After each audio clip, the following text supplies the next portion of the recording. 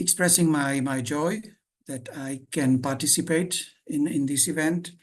Thank you, organizers, for inviting me and giving the opportunity to share with you some thoughts which are relevant to the theme of the conference and then the summer school.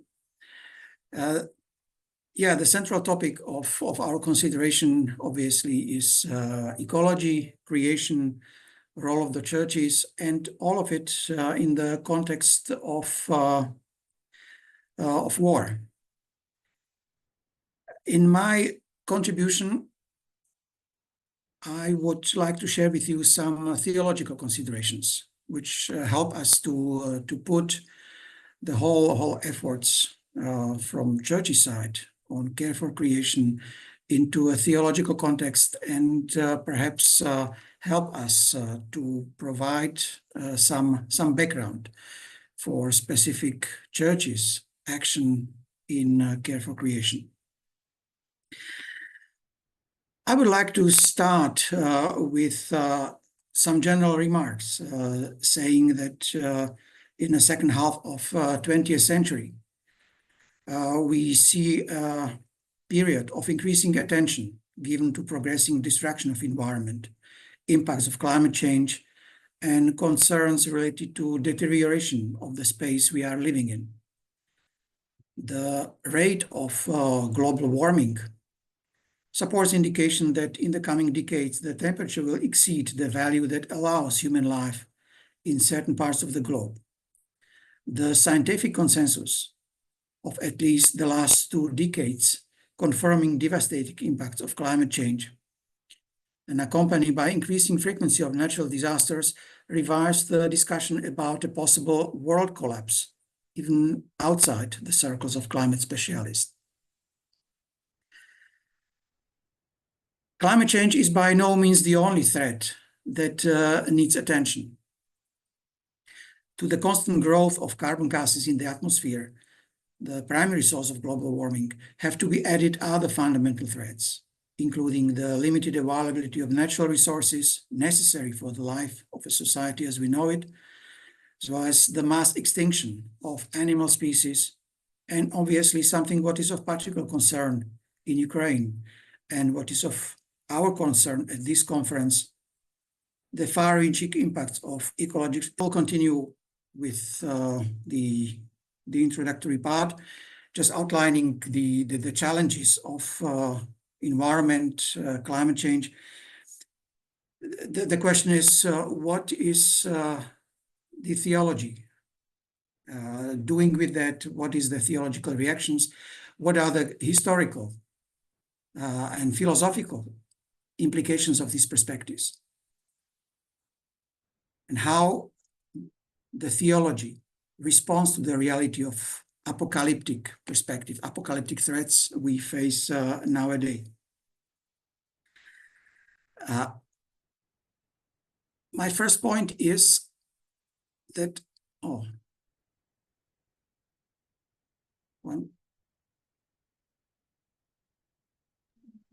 This is the third slide, facing the apocalypse. Yeah, the first keyword I would like to highlight in this respect is Anthropocene. Last decades are characteristic by the fact that humanity is entering a new era.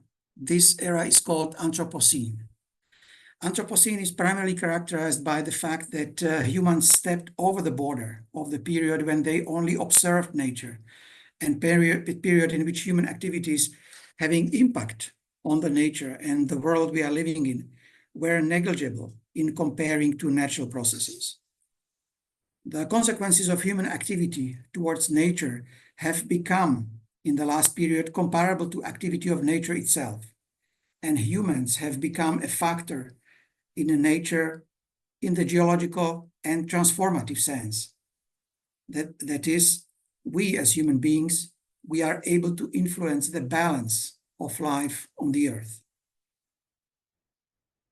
This impact of human activity on nature and the world is becoming qualitatively and quantitatively different than it was before.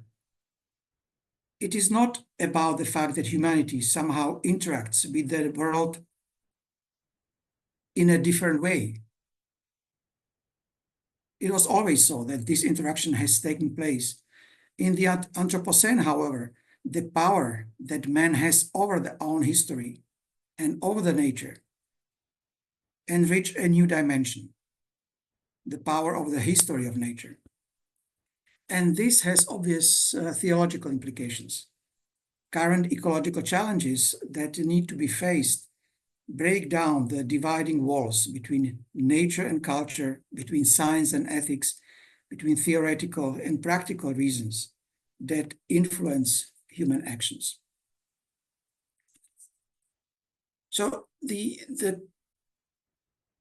let's focus now our attention on some theological aspects of this development. And the first theological keyword we may put our attention into center is the word salvation. The salvation is the central word of the theology and a Christian approach to life. If we try to relate salvation to our ecological problems as described in the previous sentences, it is obvious that there are several starting points possible. In looking at ecological and creation from biblical perspective, of course, we can start with first chapter of Genesis and look at implications of the biblical concept of creation. We may see care for creation as the topic extended through other parts of the biblical canon. We may look at New Testament theology of creation. Let us make in this particular contribution and in this hour of our discussion, let's look and let's make our attempt to look more carefully at the apocalyptic aspects of these themes. Let's make an attempt to link the care for creation with Christian eschatological concerns. The basic assumption in this approach is the recognition of a fundamental difference between two dominant views on life and death as they were developed through history of Christian theology.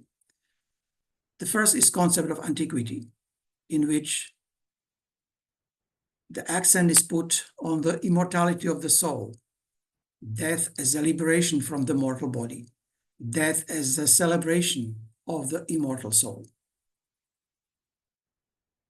And the second is a biblical concept based not on immortality of the soul, but on the resurrection from the death. The fact that death is not the absolute end of everything. And this fact cannot be equated with the belief that there is life after death. Death is also an event of life. The hope of the resurrection is not speculation about the condition that will occur after death. Through love, we are freed from the fear of death and from the fear of losing our own self. For the biblical relationship between life and death, we need to look at the theology of Apostle Paul.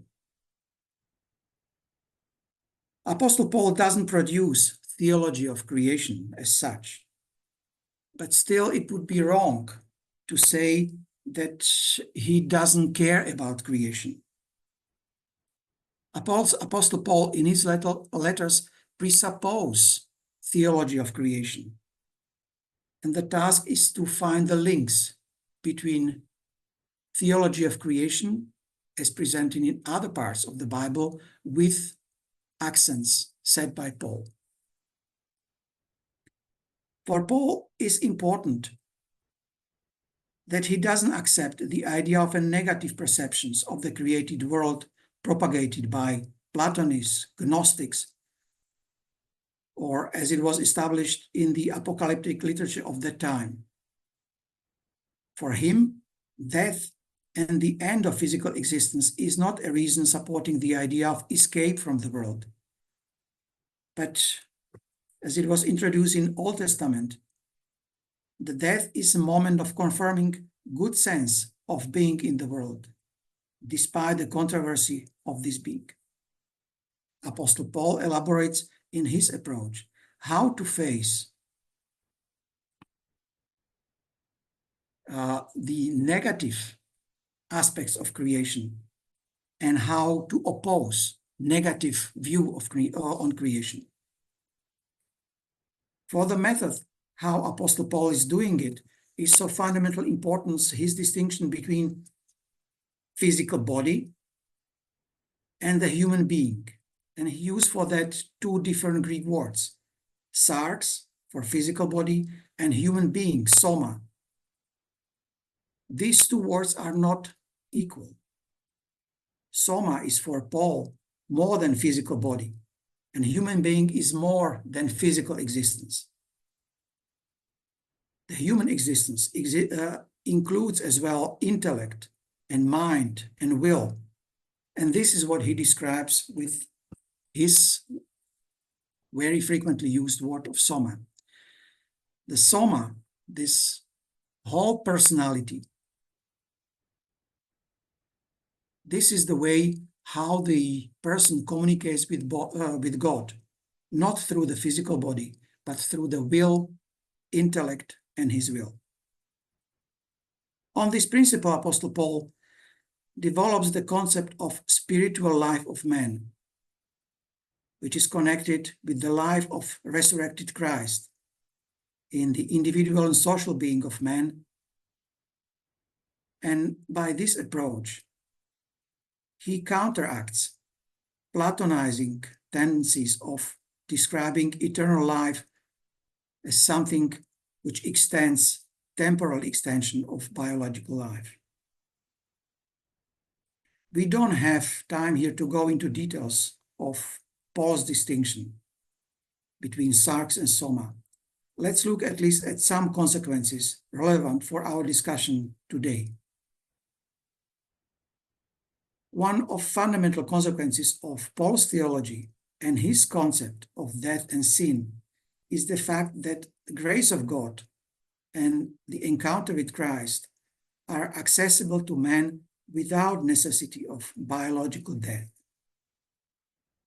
Resurrection and God's grace is simply the event of meeting resurrected Christ before the moment of biological death. Biological death is not a moment that affects a person's salvation and redemption. Grace becomes a possibility of real earthly life and encounter with Christ, which can happen here and now.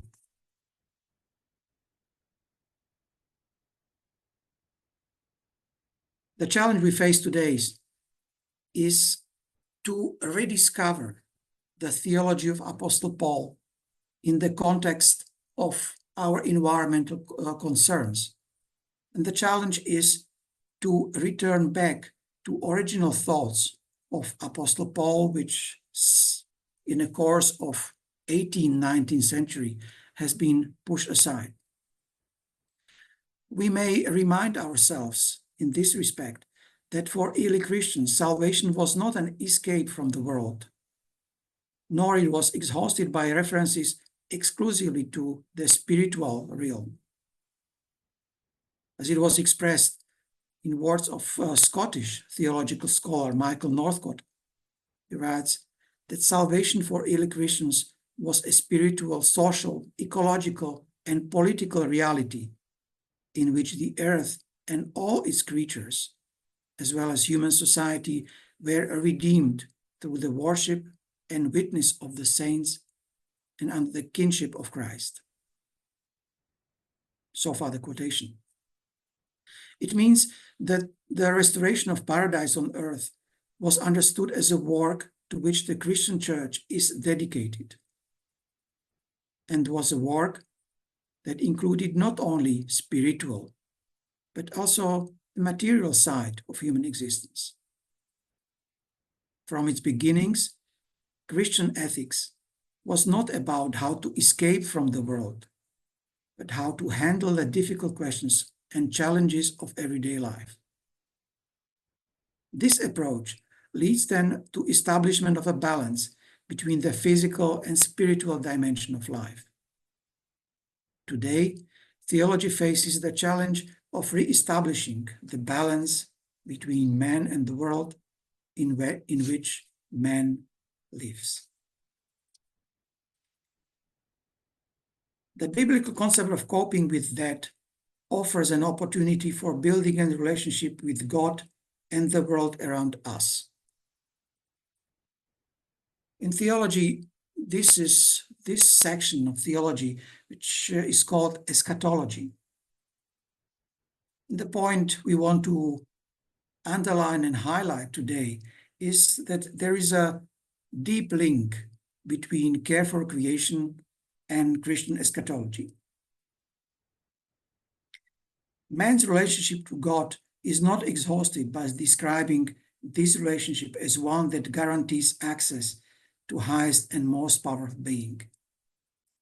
The relationship of man to God, as expressed by the concept of Christianity based on theology of Apostle Paul, is first of all described as effort for a new life through participation in the being of Jesus. In this way, Apostle Paul expresses the hope and expectation that Christ can be found in this world, in pain and suffering. It is a basic theological recognition that what is transcendental is not necessarily far away from us. What is transcendental is hidden in endless and unattainable tasks, but can be hidden also very close to us.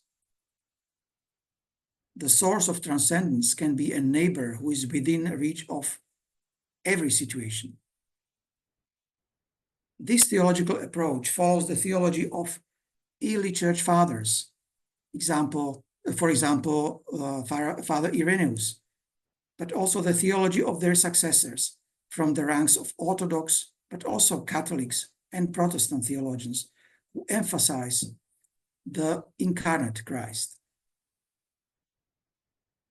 To accept this approach means to recognize value of each individual being, our neighbor, and to recognize the value of community. This is in deep contrast to modern individualistic society in which everyone cares for his or her own being and his or her own soul. Peace of the human soul in this modern approach is attained in the transcendental realm that is far away from experienced reality.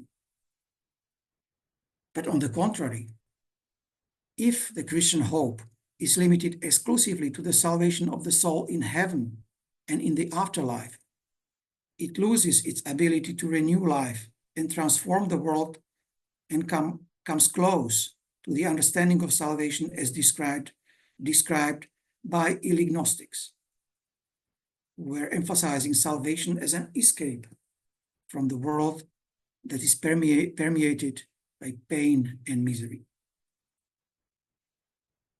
There are two keywords we can find in theology of Apostle Paul that are in this regard of key importance. The first one is Paul's understanding of time.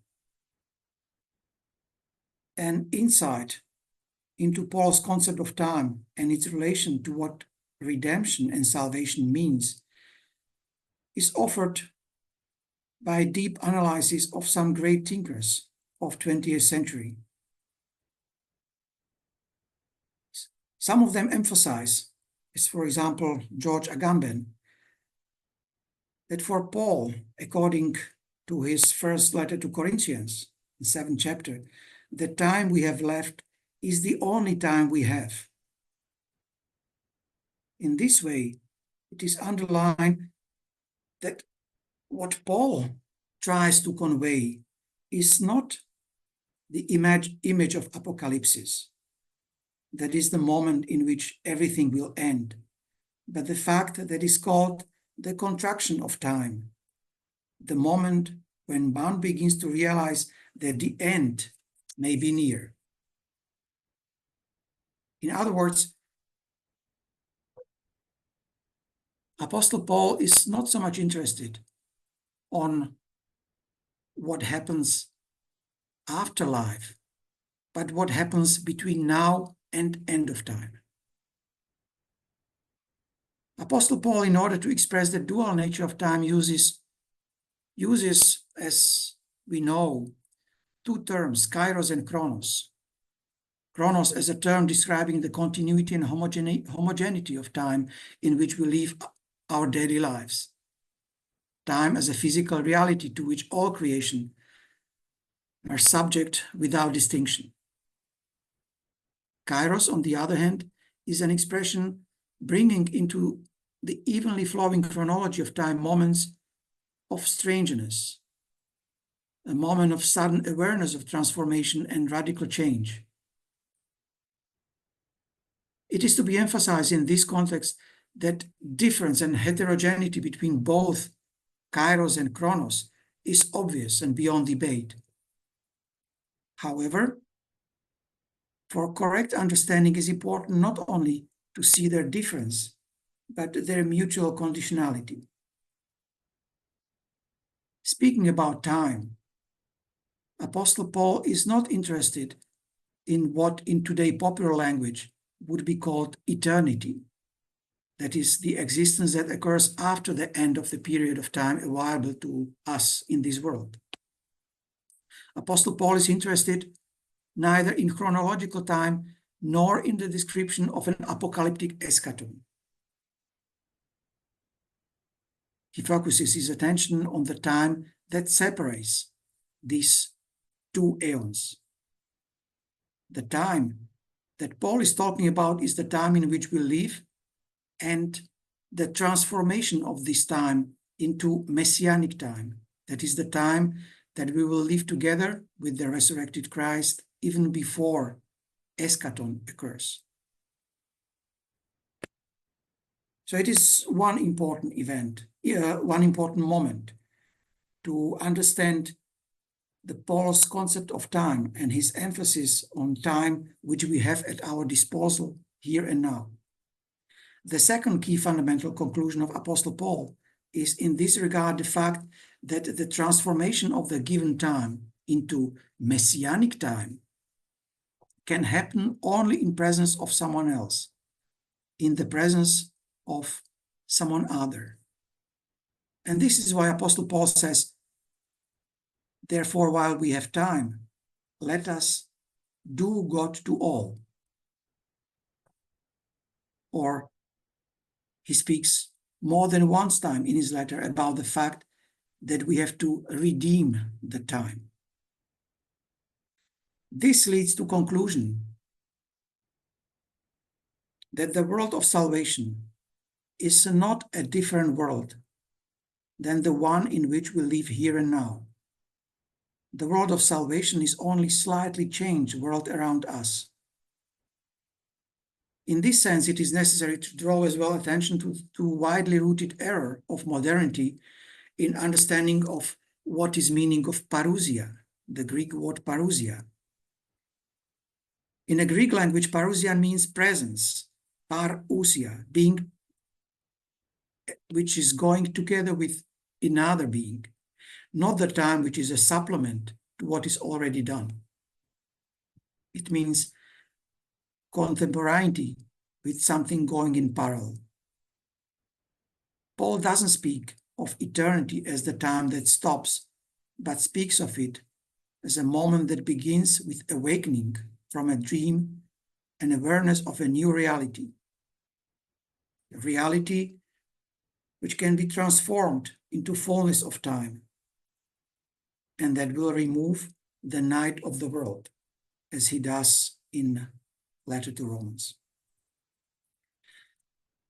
So with these theological remarks, we can come now to the question, what is the relationship between theological concept of salvation and redemption and creation.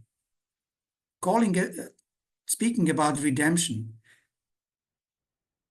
is it indeed biblical to speak about redemption from creation? Or salvation, in a biblical terms, mean salvations of individuals and nations in the reality of created world?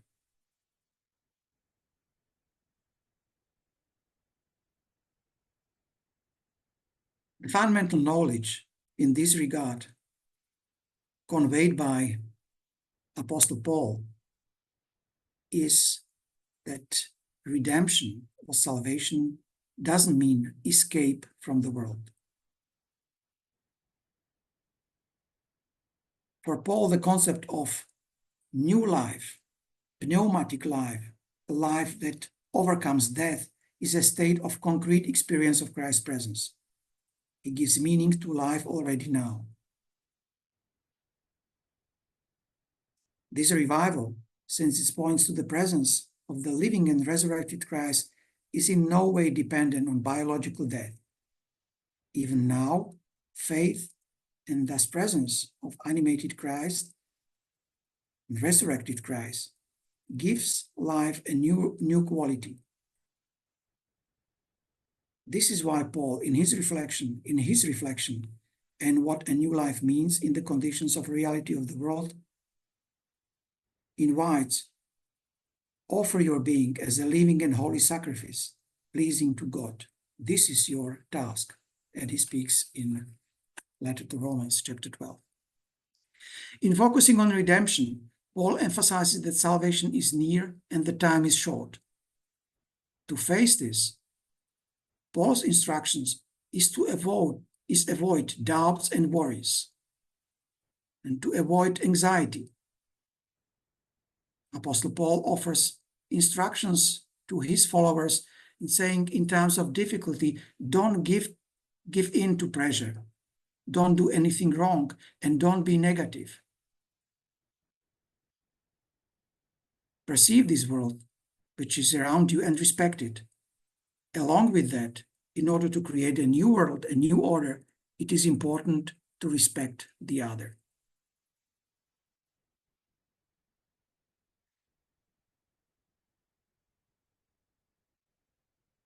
In coming to preliminary conclusion of this theological bit,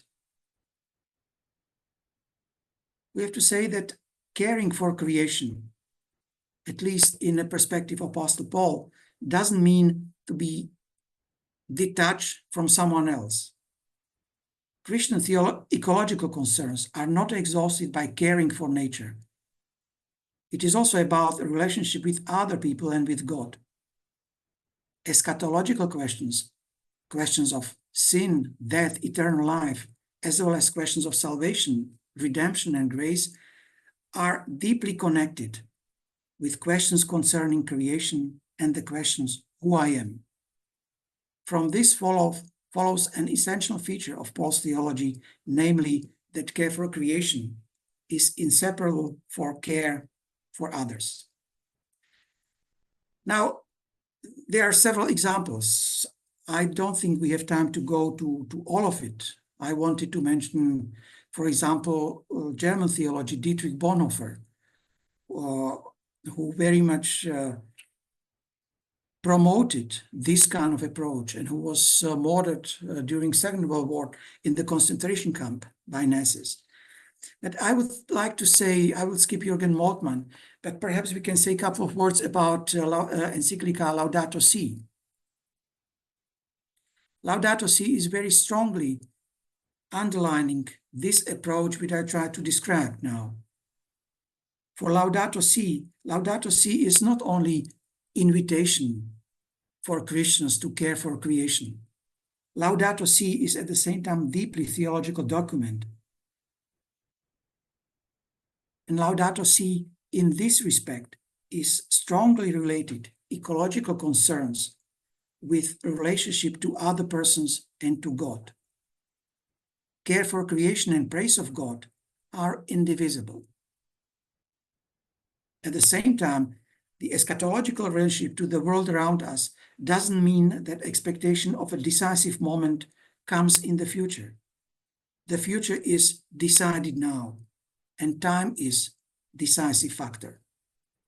This includes recognition that our action can be ethically relevant only if it comes in the right moment and not if it comes too late.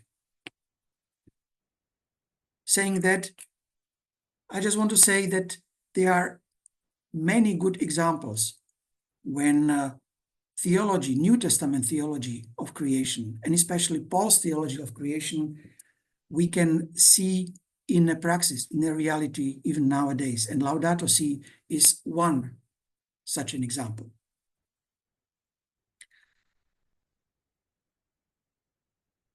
What does it mean, this kind of theological background for Christian action in reflecting concerns, ecological concerns of today?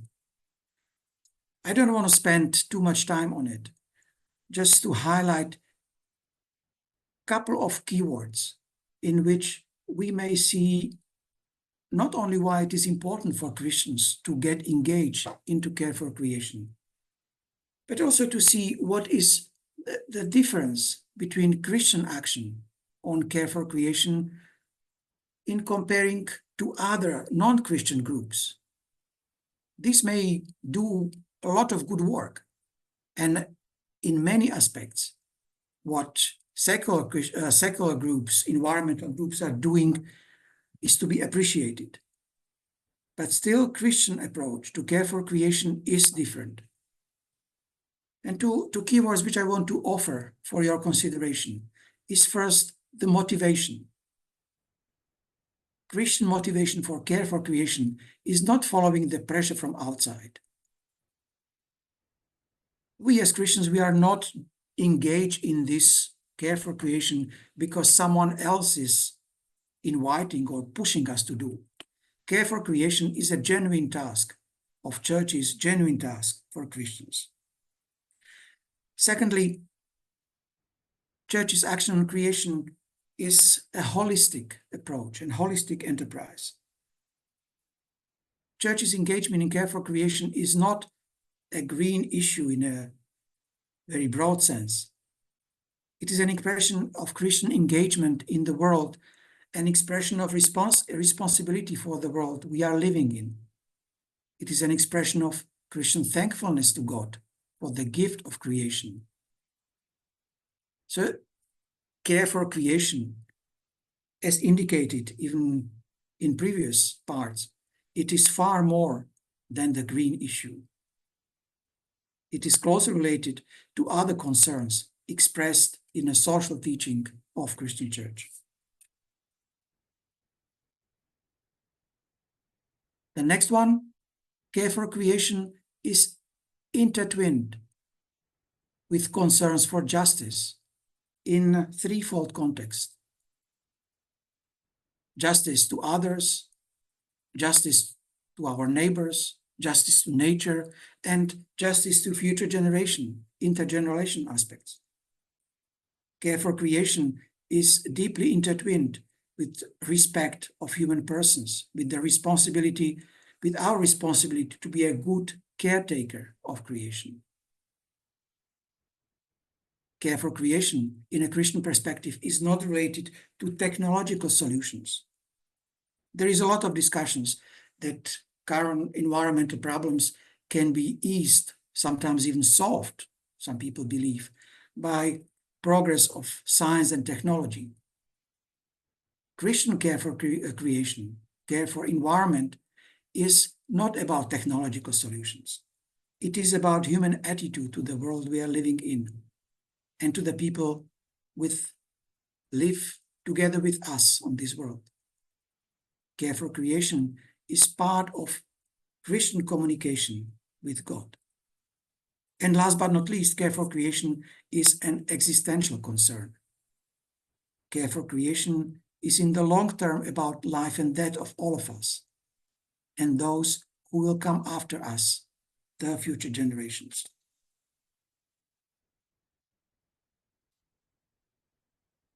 Care for creation is also related to security. And obviously, security is a big topic, especially in Ukraine. But not only that,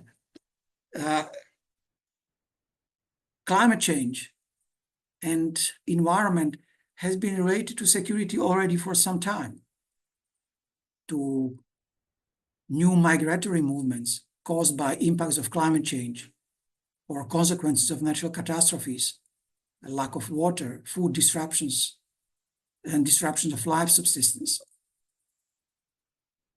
No security can be reached with nature destroyed by climate change or human activities or by the impact of war. So it is increasingly clear that care for creation, impacts of climate change, destruction of environment are security issues. And this is false dichotomy to separate these two. To achieve security without environmental protection is not possible.